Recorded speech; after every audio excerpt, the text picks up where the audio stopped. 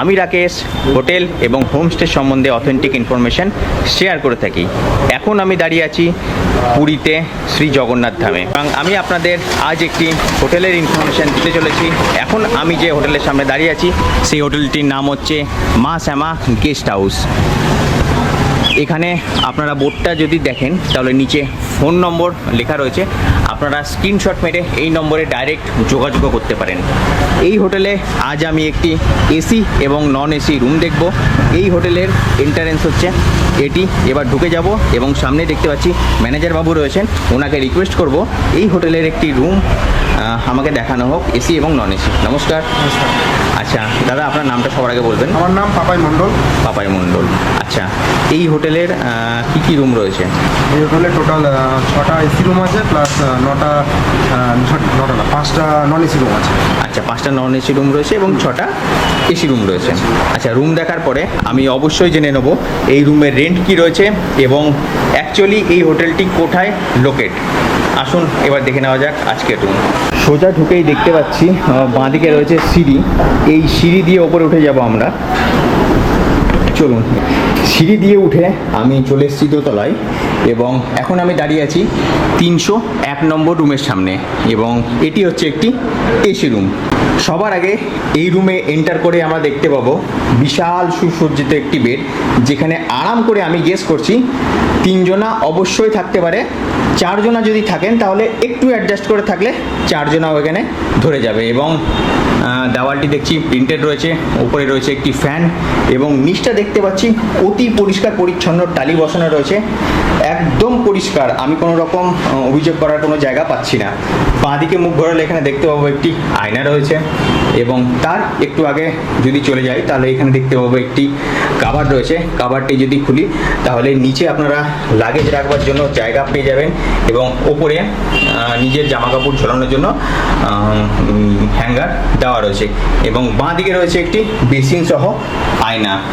উপরে রয়েছে আয়না এবং নিচে রয়েছে বেসিন, আপনারা ইউজ করতে পারবেন ভালো করেই। এবং বাঁ দিকে চলে গেলে আমরা দেখতে পাবো এখানে এই রুমের টয়লেট রয়েছে। এখানে ওয়েস্টার্ন স্টাইলের টয়লেটটি আমরা দেখতে পাচ্ছি।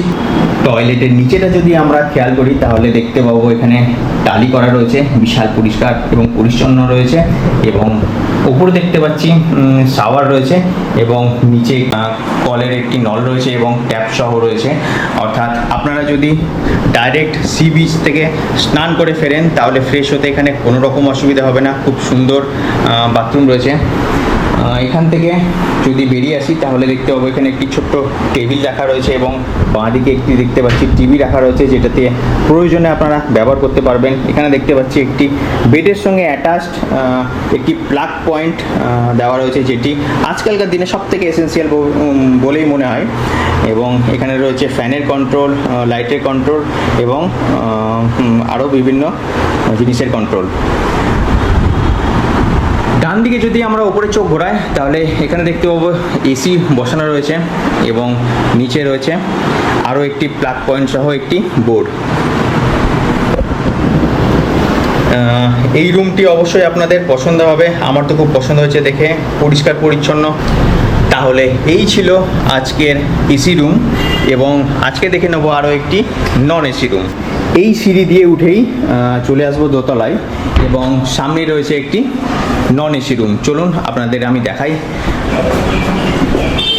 আচ্ছা, এই রুমটির নম্বর রয়েছে 204 নম্বর রুমটি আমি আপনাদের দেখাবো। যদি আমি গেট খুলে ভেতরে যাই তাহলে ভেতরে ঢুকতেই সবার আগে দেখতে পাবো একটি বিশাল বেড রয়েছে। এই বেডে 3টে বালিশ রয়েছে, অর্থাৎ 3 জনা খুব আরাম করে ঘুমাতে পারে। আপনারা যদি 4 জনাও আসেন তাহলে খুব সহজেই এই বেডে অ্যাডজাস্ট হয়ে যাবে। নিচে দেখতে পাচ্ছি টালি বসানো রয়েছে এবং প্রচণ্ড পরিষ্কার এবং পরিচ্ছন্ন।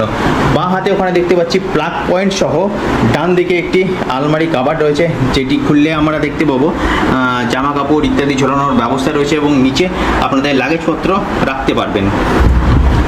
এবং ওপরে যদি আমরা চোখ তুলি তাহলে দেখতে পাবো এখানে একটি ফ্যান রয়েছে এবং বাঁ দিকে রয়েছে একটি টিভি সহ আয়না। এই আয়নাতে আপনারা সাজতে গুজতে ইত্যাদি সব কিছুর ক্ষেত্রে সুবিধাজনক হবে। আর নিচে দেখতে পাচ্ছি একটি ডাইনিং টেবিল মতো রয়েছে, ছোট্ট টেবিল, যেটাতে আপনারা ছোটোখাটো কোনো খাবার ইত্যাদি নিয়ে আসলেও খেতে পারেন। আর বাঁ দিকে যদি দেখি এখানে একটি জানলা রয়েছে আর এই জানলার সামনে দিয়ে যে রোডটি আমরা দেখতে পাচ্ছি এটি হচ্ছে ইসকন গলি, অর্থাৎ ইসকনের পাশ দিয়ে যে গলিটা ঢুকে গেছে সেই গলিতে এই হোটেলটি রয়েছে।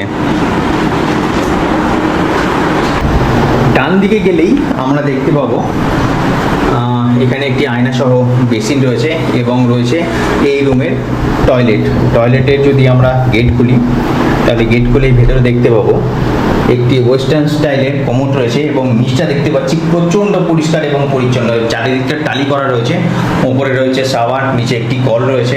অর্থাৎ যদি আপনারা সমুদ্র স্নান সেরে ফেরেন এখানে ফ্রেশ হতে কোনো রকম অসুবিধা হবে না। এদিকে একটি ফ্ল্যাশার রয়েছে। এই ছিল এই রুমের টয়লেট, বেশ সাজানো গোছানো এবং পরিষ্কার।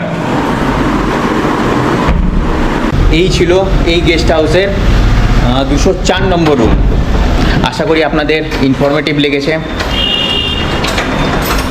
আর এই রুমের সামনে দেখতে পাচ্ছি একটি কমন ব্যালকনি রয়েছে যেখানে বসে আপনারা টুকটাক খাওয়া দাওয়া করতে পারবেন, চেয়ার, ওপরে ফ্যানের ব্যবস্থা রয়েছে এবং সামনে দেখতে পাচ্ছি একটি প্রকাণ্ড জানলা করে রেখেছে উইথ এটা জাল দিয়ে ঘেরা রয়েছে, নেটিং করা রয়েছে। চলুন এবার আমরা একটু ম্যানেজার বাবুর সঙ্গে কথা বলে নেব। এবার আমি দাদার সঙ্গে একটু কথা বলে জেনে নেব এই গেস্ট হাউসের রুম রেন্ট কত রয়েছে এবং কি করে এখানে আসবে। হ্যাঁ দাদা, বলবেন কেমন কি রুম রেন্ট রয়েছে, এসি সহ নন এসি? আমাদের এখানে নন এসি রুমের রেটটা আছে 850 টাকা করে, আর এসি রুমের রেট আছে 1350 করে। আচ্ছা, এটা off season off season very করে, ফ্ল্যাকচুয়েট করে। হ্যাঁ, হ্যাঁ। এটা অ্যাকচুয়ালি এটা ডাইনামিক ফেয়ার। হ্যাঁ। আজকে তো হয়ে গেল জুনের 14 তারিখ এবং আগামী 27 তারিখ রথযাত্রা রয়েছে। আমি স্ক্রিনে এই হোটেলের নম্বর সহ অ্যাড্রেস পিন করে দেবো, আপনারা ফোন করে ইনকোয়ারি করতে পারেন। তার সঙ্গে সঙ্গে আমি একটা ভিজিটিং কার্ডেরও ছবি দেখিয়ে দিচ্ছি, আপনারা স্ক্রিনশট নিয়ে ফোন করে ইনকোয়ারি করতে পারেন। এবার জিজ্ঞেস করবো দাদা, এই হোটেলে যদি কেউ আসতে চায় তাহলে কিভাবে আসবে?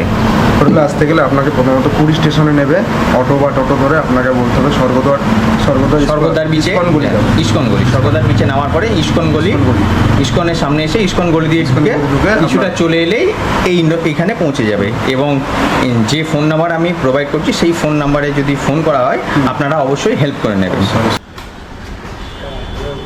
আমি এর সাথে সাথে আরও একটি ইনফরমেশন আপনাদের বলতে চাই। এই মা শ্যামা গেস্ট হাউসের নিজেদের রেস্টুরেন্ট রয়েছে, অর্থাৎ আপনারা যদি এখানে খেতে চান খাওয়ারও প্রপার ব্যবস্থা রয়েছে। তার সম্বন্ধে আমি এখানকার হোটেল ম্যানেজারের কাছ থেকে একটু জেনে নেব যে এখানে রেস্টুরেন্টের কী ব্যবস্থা রয়েছে এবং খাবার দাবারের কী ব্যবস্থা রয়েছে। হ্যাঁ দাদা, কেউ যদি এখানে খেতে চায় কী ব্যবস্থা রয়েছে? আমাদের নিজস্ব রেস্টুরেন্ট আছে। আচ্ছা।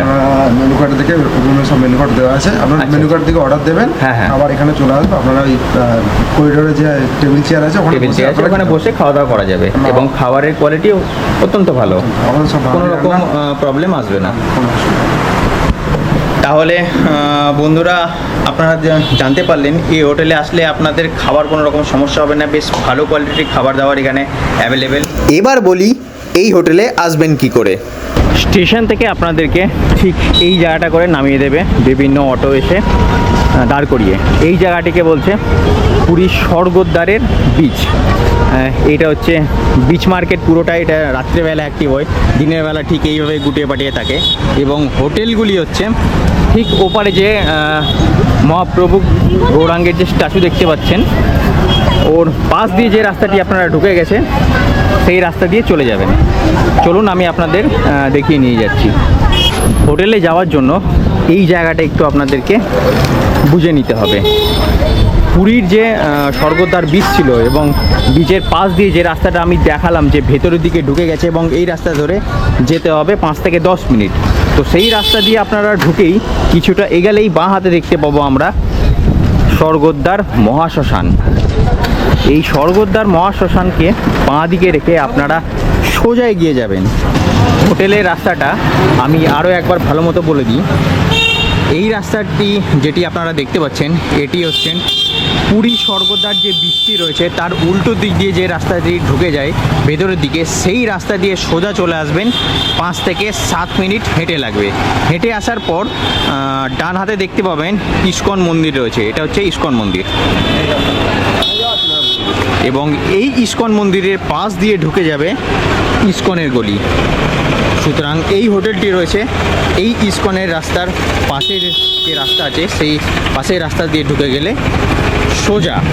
আচ্ছা, আমি ঠিকানাটা একবার বলে দিই। এটা হচ্ছে ইস্কন গলি এবং ইস্কন গলি দিয়ে ঢুকে গেলেই আপনারা চলে আসবেন মা শ্যামা গেস্ট হাউসে। তাহলে এই ছিল এই হোটেলের আজকের রুমের ইনফরমেশন। যদি আপনাদের ভালো লেগে থাকে তাহলে এই চ্যানেলটিকে সাবস্ক্রাইব করে অল বাটনটি প্রেস করে দেবেন আগামী দিনে এরকমই হোটেল এবং হোমস্টে ভিডিও পেতে। তাহলে আজকের জন্য এতটুকুই। দেখা হচ্ছে আপনাদের সঙ্গে নেক্সট কোনো হোটেলের ভিডিও নিয়ে। ততক্ষণ ভালো থাকবেন, সুস্থ থাকবেন এবং দেখতে থাকুন Digha Puri Darjeeling hotel and homestay YouTube channel.